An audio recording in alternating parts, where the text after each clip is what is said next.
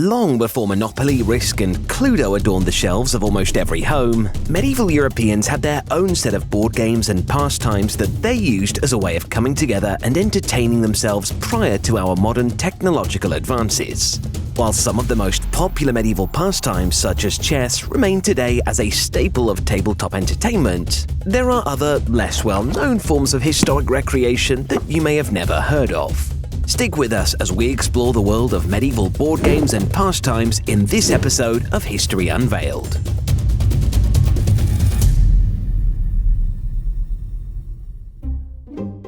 Nine Men's Morris. Some medieval games were considered ancient even when they were being played 1,000 years ago. In the autumn of 2018, an exciting discovery was made at the Russian fortress of Vyborg Castle. During excavations, a clay brick was found with an etched game board on its surface, dating back to the 16th century. This medieval game board is a representation of a game that has a history dating as far back as 1400 BC. The game, known as Nine Men's Morris, is somewhat similar to modern-day checkers. Players would move their army of 9 game pieces, represented by different figures, across a grid-like playing field.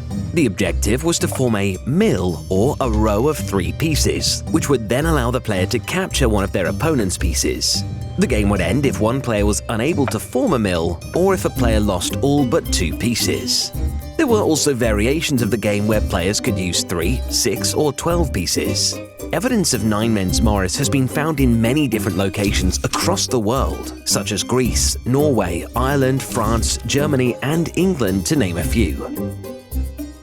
It was a particularly popular game in medieval Europe and even earned a mention in Shakespeare's A Midsummer Night's Dream. Chess. Just as it is now, chess was a massively popular tabletop game in the Middle Ages. Chess isn't always competitive. Chess can also be beautiful. Long before the Queen's Gambit brought about fresh enthusiasm for the game, which some even consider a sport of sorts, medieval players of all classes were facing off one another in the classic game of strategy and planning. As you may well already know, chess is a game that has a long and rich history, dating back to ancient India and Persia. In medieval Europe, however, the game of chess began to gain popularity among the upper classes, particularly among the notability and the clergy. It was considered a game of skill and strategy, and was played by both men and women. During the Middle Ages, the game of chess went through a number of changes, with new pieces and new rules being added. One of the most significant changes was the introduction of the queen as a powerful piece on the board, instead of the earlier version where the queen had limited movement. The introduction of the queen made the game more dynamic and added a new level of strategy to the game. As the game of chess became more popular, it began to be played in the courts of European kings and queens. It was also played in monasteries and in the homes of the wealthy. The game was also used as a tool for education, with many monasteries using chess as a way to teach young monks about strategy, logic, and critical thinking. In addition to its popularity among the upper classes, the game of chess also gained popularity among the common people. Chess was often played in taverns and other public places, and it was not uncommon for people to make wagers on the outcomes of a game. The unique popularity of chess in medieval Europe was due in part to its ability to entertain and educate, but also because it was a game that could be enjoyed by people of all social classes. Even to this day, chess is still seen as a special game in which talent transcends class and culture.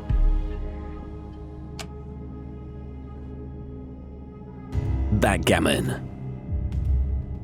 Much like chess, backgammon is a game that has a long, rich history, dating back to ancient Mesopotamia, although it was particularly popular in medieval Europe. Still incredibly popular today, it's a game of strategy and skill that is played on a board with 2 players.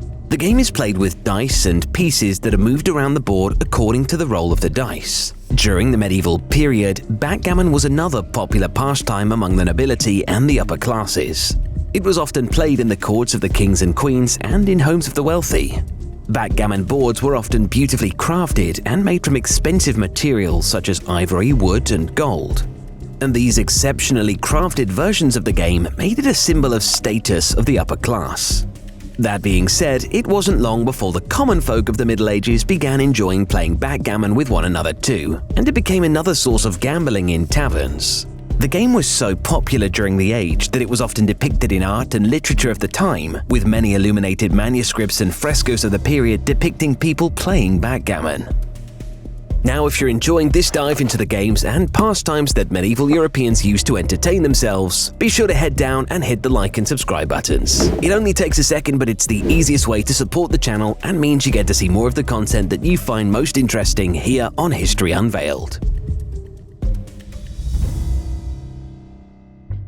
Alquerque. Alquerque, also known as Alquerque, is an ancient strategy board game that was popular in the Middle Ages in Europe and the Islamic world. The game is thought to have originated in Egypt or Mesopotamia around 5000 BC, and it's spread throughout the Mediterranean region and Europe. The game is played on a board or a cloth with a grid of squares, and each player has a set of pieces that they move around the board. The objective of the game is to capture all of the opponent's pieces or block them so that they can no longer make any moves.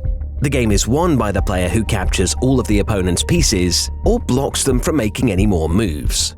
While Alquerque was highly popular in the Middle Ages, its legacy lives on today as it's considered to be a parent game of modern drafts or checkers. Dice games. Dice games were a particularly popular pastime in medieval Europe, enjoyed by people of all social classes across the continent. Dice games have been around for thousands of years and were played by ancient Egyptians, Greeks, and Romans. They were also popular among the Germanic tribes and the Vikings. There is evidence to suggest that the earliest form of standardized gambling was centered around placing bets on games of dice, and by the 13th century, gambling in the form of dice games had become a popular form of entertainment and a common pastime at medieval banquets in Europe. One of the most popular dice games in the medieval era was Hazard. The game was played with 2 dice, and the objective was to roll a specific number. Players would place their bets on the outcome of the roll, and the winner would take the pot. This game was enjoyed by people of all social classes and was commonly played in taverns and other public places. Another popular dice game was Chuck-a-Luck, also known as Birdcage. This game was played with 3 dice and a cage. The cage was a small cylindrical container with a handle, and inside it would contain 3 dice. Players would place their bets on the outcome of the roll, and the winner would take the pot. This game was particularly popular among the lower classes who could not afford to play more expensive games. Dice games were also popular among the nobility, and many royal courts would have their own dice games. These games were often played for high stakes and were considered a game of skill and strategy. The game of dice was often depicted in art and literature of the time, showing its popularity and cultural significance. Medieval Europe also saw the invention of a few different dice games, such as Crown and Anchor, Knucklebones, and many, many more. Each of these games had its own unique set of rules, strategies, and ways to win, and all of them entertained greatly during the Middle Ages. Kings, Queens, and Cards. Medieval Europe was a time of chivalry, courtly love, and card games. That's right, one of the most popular pastimes of the era was playing card games. If you were to enter a medieval tavern, chances are you'd find people huddled around playing games of cards. Some things never change. The first playing cards we know of were invented in China during the Tang Dynasty from 1618 to 1907 AD and did not make their way to Europe until the 14th century.